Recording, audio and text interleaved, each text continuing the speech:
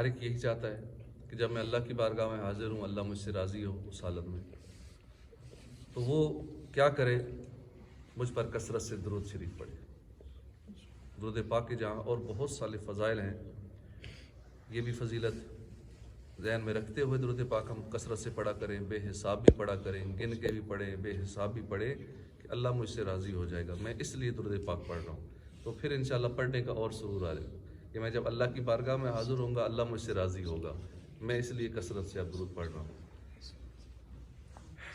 صلو علی الحبیب صلی اللہ تعالی علی محمد صلی اللہ علیہ وآلہ وسلم۔ روزانہ ہم ترجمہ و تفسیر میں سے 1 2 3 4 آیتوں کا ترجمہ اور تفسیر سنتے ہیں، لفظی ترجمہ بھی سنتے ہیں، تاکہ روزانہ ہمارے کانوں پہ وہ الفاظ جو قرآن پاک میں بار بار استعمال ہوئے ہیں، سینکڑوں مرتبہ استعمال ہوئے، کئی ایسے الفاظ ہیں جو ہزاروں مرتبہ استعمال ہوئے ہیں، ان کا ترجمہ ہمارے دماغ میں بیٹھ جائے۔ ایک نیت یہ بھی ہے، تو ضمناً اور بھی اچھی نیتیں اس میں بہت ساری ہو سکتی ہیں، کیونکہ ہر کام اچھی نیت سے عبادت بن جاتا ہے، اور یہ تو ویسے بھی عبادت ہے، اور عبادت والے کام کو اور زیادہ عبادت اور نیکیاں بڑھانے کے لیے ہم جتنی نیتیں زیادہ اچھی کر لیں گے تو وہ زیادہ ثواب والا ہو جاتا ہے۔ تو بہت سارے الفاظ، مثال طور پہ ان، اب یہ بار بار سن کے پتہ ہوگا اس کا مطلب ہے بے شک، لقد ضرور، بے شک، لام ساتھ لگ جائے قد کے، ضرور، بے شک۔ تو اس طرح کے الفاظ جو کانا، ما، تو اس طرح کے الفاظ جو روز بار بار سن کے جو بات بار بار کانوں پہ جو بات پڑتی ہے نا وہ دل میں قرار پکڑ لیتی ہے۔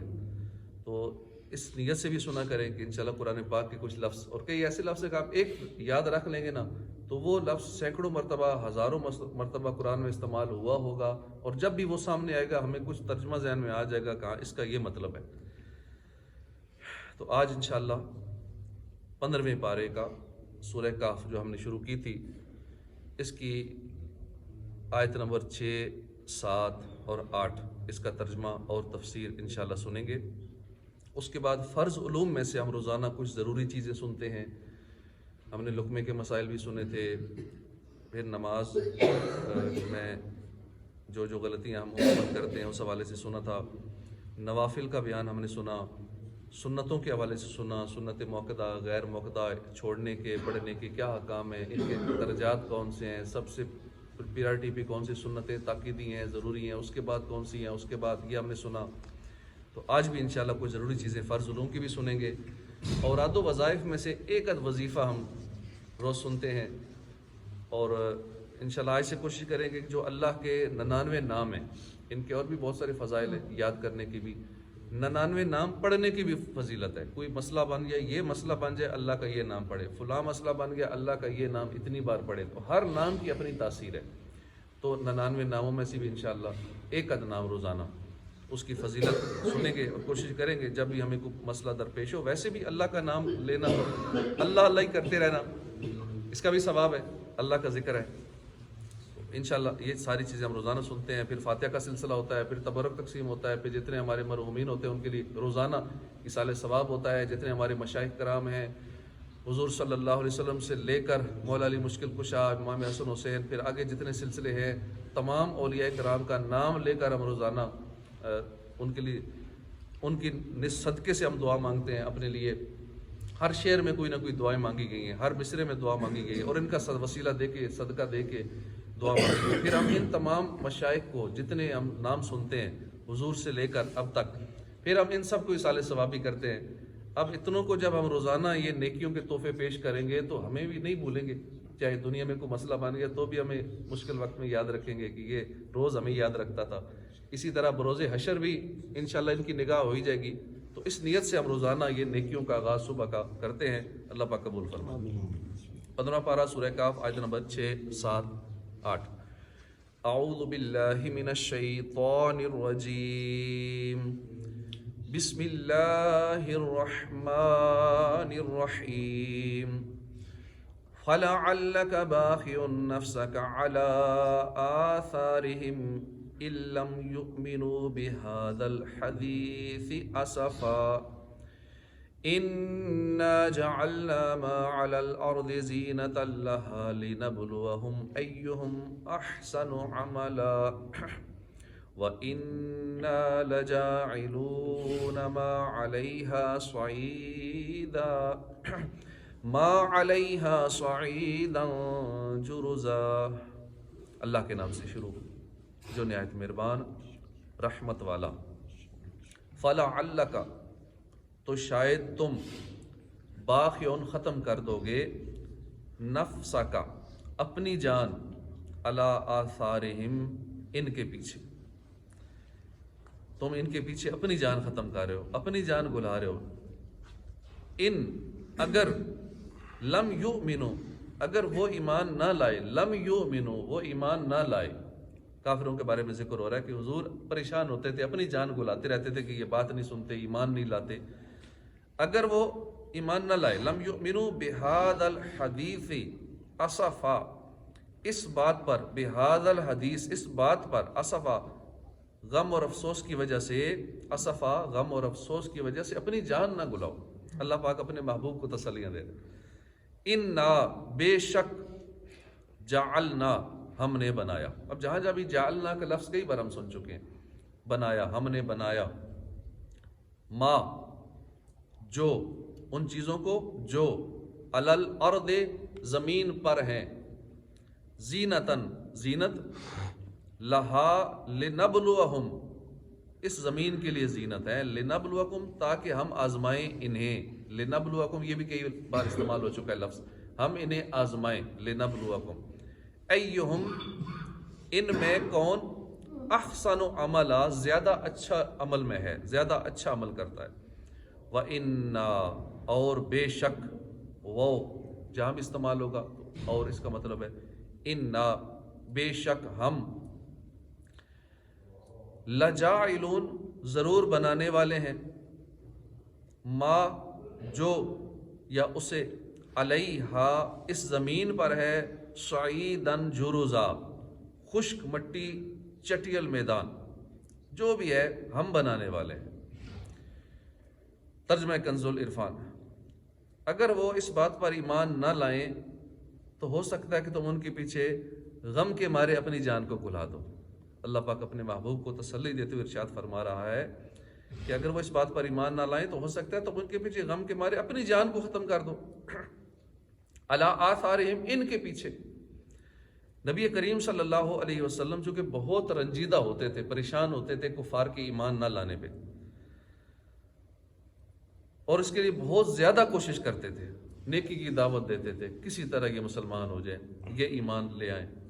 اس پر آپ کا دل پریشان ہوتا تھا جب وہ ایمان نہیں لاتے تھے، کیونکہ اکثر نہیں لاتے تھے ایمان، ایک تو لاتے نہیں تھے، دوسرا تنگ کرتے تھے، مارتے تھے، دل آزاریاں کرتے تھے۔ نبی کریم صلی اللہ علیہ وسلم کے مبارک دل، قلب مبارک کو تسلی دی گئی کہ آپ ان بے ایمانوں کے ایمان سے محروم رہنے پر اس قدر رنج اور غم نہ کریں، اور اپنی جان پاک کو اس غم میں ہلاکت میں نہ ڈالیے کہ وہ قرآن پاک پر ایمان نہیں لاتے۔ اس طرح کے آیات، اس طرح کی جو آیات ہے، اس سے نبی کریم صلی اللہ علیہ وسلم کے جذبہ تبلیغ، امت پر رحمت و شفقت کی انتہا اور رسالت کے حقوق کو انتہائی اعلیٰ طریقے سے ادا کرنے کا بھی پتہ چلتا کہ آپ کو اپنی امت سے کتنی ایک محبت تھی کہ یہ لوگ جنت میں چلے جائیں، دوزخ کی آگ سے بچ جائیں، اور پھر جو آپ کا منصب تھا، جو آپ کی ذمہ داری تھی، کس طرح پوری کرنے کے لیے پریشان ہے۔ وہ لوگ جن کا حضور کے ساتھ طرز عمل یہ تھا کہ وہ آپ کو کاہن کہتے تھے، ساحر کہتے تھے، جادوگر کہتے تھے، شاعر کہتے تھے، مجنون کہتے تھے۔ آپ صلی اللہ علیہ وسلم کے پیچھے شریر لڑکوں کے غول کو لگا دیتے تھے، جو بھپتیاں کستے تھے، گالیاں دیتے تھے، پتھر مارتے تھے، دیوانہ، یہ دیوانہ ہے، یہ دیوانہ ہے، اس طرح کر کے شور مچاتے تھے، راستوں میں کانٹے بچھاتے تھے، جسم مبارک پر نجاست ڈال دیتے تھے، دھکے دیتے تھے، مقدس اور نازک گردن میں چادر کا پھندا ڈال کے گلا گھونٹنے کی کوشش کرتے تھے۔ رحمت عالم صلی اللہ علیہ وسلم کے ساتھ ساتھ جو غریب مسلمان ہوتے تھے ان پر بھی یہ ظلم ہوتا تھا۔ صحرائے عرب کی تیز دھوپ میں تنور کی طرح گرم ریت کے ذروں پر مسلمانوں کو پیٹھ کے بل لٹا کر ان کے سینوں پر بھاری پتھر رکھ دیتے تھے، لوہے کو گرم آگ میں گرم کر کے ان سے مسلمانوں کے جسموں کو داغتے تھے۔ ان کے ساتھ رحمت للعالمین صلی اللہ علیہ وسلم کا طرز عمل کیا ہے کہ آپ ان کے ایمان نہ لانے کی وجہ سے غمزدہ ہو رہے ہیں جو لوگ آپ کے ساتھ یہ کر رہے ہیں. ہمارے ساتھ ذرا بھی کچھ ایسا کرے نا، ان کے لیے پریشان کیا ہوں گے، ان کے لیے 10 جگہوں پہ ان کی غیبتیں کریں گے، ان کے خلاف پلان کریں گے، میں بدلہ کیسے لوں اس کا. تو یہاں پہ دیکھیں کیسا طرز عمل ہے. آپ صلی اللہ علیہ وسلم ان کے ایمان نہ لانے کی وجہ سے اتنے پریشان رہتے جس کی آپ کی جان چلی جانے کا خطرہ ہے. اللہ پاک تسلی دے رہا اپنے محبوب کو. سید المرسلین صلی اللہ علیہ وسلم کی سیرت مبارک کہ اس روشن باب کو سامنے رکھتے ہوئے ہر مسلمان کو چاہیے کہ وہ اپنی حالت پر غور کرے کہ فی زمانہ مسلمانوں کی بے روی، اسلامی احکام پر عمل سے دوری، یہودیوں اور عیسائیوں اور دیگر کافروں کے طور طریقے، رسم و رواج کی پیروی، مسلمانوں میں پھیلی ہوئی فحاشی اور ریانی دے کر ان کی اصلاح کی کتنی کوشش کرتے ہیں ہم. یہ حالات دیکھ کر ہمارا دل کتنا پریشان ہوتا ہے. ہم کڑتے بھی ہیں یا نہیں، ہم دوسروں کو دعوت دیتے ہیں نیکی کی یا نہیں دیتے، گناہ ہمارے سامنے ہو رہے ہوتے ہیں ہم منع کرتے ہیں یا نہیں کرتے، یا دل میں کتنا کڑتے. ایک بزرگ تھے، وہ جب کسی کو گناہ کرتے دیکھتے تو ایسا ان کے اندر نیکی کی دعوت کا جذبہ تھا کہ اگر کچھ نہ کر سکتے تو اتنا غم زدہ ہو جاتے کہ پیشاب سے خون نکل آتا انہیں، اتنا دکھی ہو جاتے تھے. تو کسی کے لیے کڑنا، پریشان ہونا کہ یہ کیوں نہیں گناہ چھوڑتا، یہ کیوں نہیں نمازی بنتا، اس کے لیے پریشان ہونا، کڑنا، یہ سنت بھی ہے. اس کڑنے کا ثواب ملتا ہے. دنیا کے لیے پریشان ہونا اس کا ثواب نہیں ملے گا، اس سے دل میں اندھیرا پیدا ہوتا ہے. ہاں، آخرت کے لیے کڑنا، پریشان ہونا، اس سے دل میں نور پیدا ہوتا ہے، دل میں اطمینان و سکون کی کیفیت پیدا ہوتی ہے. انا جعلنا ما علی الارض زینۃ، بے شک ہم نے زمین پر موجود چیزوں کو زمین کے لیے زینت بنایا تاکہ ہم انہیں آزمائیں کہ ان میں عمل کے اعتبار سے کون اچھا ہے. اور بے شک جو کچھ زمین پر ہے ہم اسے خشک میدان بنا دیں گے. یہ جو کچھ نظر آ رہا ہے نا، پہاڑ، دریا، عمارتیں، خوبصورتیاں، بالکل سارا کچھ ختم ہو جائے گا. یہ چٹیل میدان ہو جائے گی یہ زمین. زینت اللہ، زمین کے لیے زینت ہے. آیت میں فرمایا گیا کہ ہم نے زمین پر موجود چیزوں کو زمین کے لیے زینت بنایا ہے، خواہ وہ حیوان ہو، نباتات ہوں، معدنیات ہوں، نہریں ہوں، یہ خوبصورتیاں ہوں، یہ گرینری ہو، دریا ہو، وغیرہ وغیرہ، جو کچھ بھی ہے. ان چیزوں کو پیدا کرنے کا مقصد یہ ہے کہ ہم لوگوں کو آزمائیں کہ ان میں عمل کے اعتبار سے کون اچھا ہے، کون زہد و تقوی اختیار کرتا ہے، اور محرمات اور ممنوعات سے کون بچتا ہے. سعیدن جرزا، خشک میدان. اس آیت میں دنیا کی ناپائیداری اور قابل فنا ہونے کو بیان فرمایا کہ جو کچھ زمین پر ہے قیامت کے دن سب کچھ فنا ہو جائے گا، خشک میدان ہو جائے گی یہ زمین، خشک میدان کی طرح اس کو بنا دیا جائے گا. کوئی رونق نہیں ہوگی. یہ ابھی جتنی رونقیں، یہ سارا کچھ نظر آتا ہے نا، یہ ایسے ہی ہے، بس ختم ہو جائے گا، یہ عارضی ہے. اور زمین کو اس کے آباد ہونے کے بعد ویران کر دیا جائے گا. حیوانات، نباتات، اس کے علاوہ جو بھی چیزیں اس کے لیے باعث زینت تھی، ان ساری چیزوں میں سے کچھ بھی نہیں باقی رہے گا. لہٰذا ایسی فانی چیز سے کیا دل لگانا جس کا پتہ ختم ہو جائے گی. خوبصورت بلڈنگ نظر آ رہی ہے، پلازا نظر آ رہا ہے، بے شک ذاتی ہے، ختم ہو جائے گا، فنا ہو جائے گا. یہ گرینری، پہاڑ، جو بھی چیزیں آنکھوں کو اچھی لگ رہی ہیں، اس کے لوگ لاکھوں روپے لگاتے ہیں گھومنے پھرنے کے لیے، دنیا دیکھنے کے لیے، یہ ساری خوبصورتیاں ختم ہو جائیں گی. ہر چیز کو اس نظر سے دیکھیں کہ میں جس کو دیکھ رہا ہوں یہ ختم ہو جائے گا، میں جس بندے کو بھی دیکھ رہا ہوں یہ بھی ختم ہو جائے گا، اس کی ہڈیاں بھی قبریں بکھر جائیں گی. میں کسی بلڈنگ یا کسی اور خوبصورت گاڑی کو دیکھ رہا ہوں، کسی اور، یہ فنا ہو جائے گی. یہ عارضی طور پہ یہ ساری خوبصورتیاں نظر آ رہی ہیں.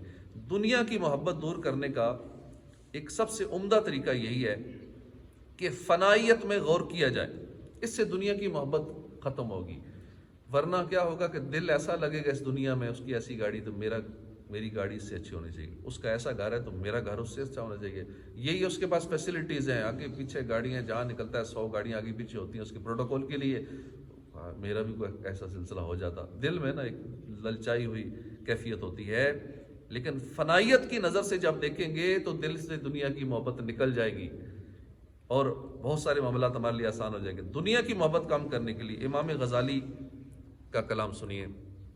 آپ فرماتے ہیں جو شخص دنیا میں آتا ہے اس کی مثال ایسی ہے جیسے کسی میزبان کے پاس کوئی مہمان ہو اور اس میزبان کی یہ عادت ہو کہ ہمیشہ مہمانوں کے لیے مکان آراستہ رکھتا ہو. لہٰذا اس نے مہمانوں کو یکے بعد دیگرے بلا کر ان کے سامنے انتہائی خوبصورت برتنوں میں عمدہ ڈشیں سجائیں، چاندی کی انگیٹھیوں میں عود، اگر بتیاں سلگائیں، کمروں میں اعلیٰ قسم کے سپرے کروائے، خوشبوئیں لگائیں تاکہ مہمانوں کو خوشی ہو، دماغ معطر رہے، ان کے فرحت محسوس ہو۔ عقل مند مہمان ان جملہ لوازمات سے خوب لطف اندوز ہوتا ہے اور رخصت کے وقت اعزاز و اکرام کی بنا پر میزبان کا شکریہ ادا کرتا ہے، لیکن بے وقوف مہمان بدگمانی کا شکار ہو جاتا ہے کہ میزبان نے یہ اہتمام کیا ہے، یہ سبھی اشیاء اسے دینے ہی کے لیے سجائی ہیں تاکہ جب میں جاؤں تو یہ مجھے ساتھ دے دے کہ ہاں یہ لو تیرے لیے ساری۔ بے وقوف بندہ یہ سمجھ لیتا ہے کہ جتنی بھی یہ پروٹوکول مجھے دیا گیا ہے، میری خدمت کی گئی ہے، یا جو گھر میں چیزیں میرے لیے سجائی گئی ہیں تو شاید میری ہیں، وہ اپنی سمجھ لیتا ہے، بدگمانی کا شکار ہو جاتا ہے کہ میں ساتھ لے کے جاؤں گا یہ ساری چیزیں تاکہ رخصت کے وقت لے جاؤں۔ وہ اسی میں پڑا رہتا ہے کہ رخصت کے وقت اس کے سامنے تمام چیزوں کو اٹھا لیا جاتا ہے، جبکہ خالی ہاتھ پلٹتا ہے، کوئی چیز اسے نہیں ملتی تو بڑا کبیدہ خاطر، رنجیدہ، نادم ہوتا ہے، بلکہ روتا ہے، ہائے میرے ساتھ کیا ہوا ہے۔ یوں ہے یہ دنیا مہمان خانہ ہے، اس کے سامان آرائش و زیبائش کو دیکھ کر الجھ نہیں جانا چاہیے، کہیں ایسا نہ ہو کہ اس کی حرص اور طمع میں، اس کے لالچ میں گرفتار ہو جائیں اور اچانک موت کا وقت آ جائے، موت سر پہ آن پہنچے، پھر سوائے پچھتاوے کہ کچھ ہاتھ نہیں آئے گا۔ دنیا کو تو کیا جانے، یہ بس کی گانٹ ہے ہر رافع، صورت دیکھو ظالم کی تو کیسی بھولی بالی ہے۔ کتنی اچھی لگتی ہے دنیا، بھولی بالی لگتی ہے، کیسی ظالم ہے، اس کی صورت دیکھو کتنی پیاری لگتی ہے۔ شہد دکھائے اور پھر زہر پلائے، قاتل، ڈائن، شوہر کش، اس مردار پہ کیا للچایا، دنیا دیکھی بالی ہے۔ اعلیٰ حضرت کیسا زبردست یہ کلام، پورا کلام پڑھیں تو بہت کچھ اس کلام کے اندر سیکھنے کے ہے کہ دنیا دکھاتی اور ہے، پلاتی کچھ اور ہے۔ شہد دکھاتی ہے، زہر پلاتی ہے، قاتل ہے، ڈائن ہے، شوہر کش، یعنی شوہر اپنی بیوی کے لیے کتنا کچھ کرتا ہے، اور وہی بیوی اگر مار دے اپنے شوہر کو، قتل کر دے، ظلم و ستم کروائے، کسی سے کروائے، خود کرے، تو یہ بھی ایسی ہی ہے۔ جتنا اس سے اچھا کرو گے، جتنا اس سے بھلا کرو گے، یہ اس نے ظلم ہی کرنا ہے، آپ کو دھوکہ ہی دینا ہے، بے وفائی کرنی ہے۔ شوہر کش، اس مردار پہ کیا للچانا، دنیا دیکھی بالی، مردار کی طرح۔ اللہ پاک ہمیں دنیا کی محبت سے بچائے، مال کی محبت سے بچائے، بس بقدر ضرورت مانگنا چاہیے کہ اتنا ہو کسی کے محتاجی نہ ہو، اور باقی محبت اس کی دل میں آ جائے تو وہ خطرناک ہوتی ہے۔ اللہ پاک ہمیں آخرت کی تیاری کرنے کی توفیق عطا فرمائے، آمین بجاہ النبی الامین صلی اللہ تعالی علیہ وآلہ وسلم۔ فرض علوم میں سے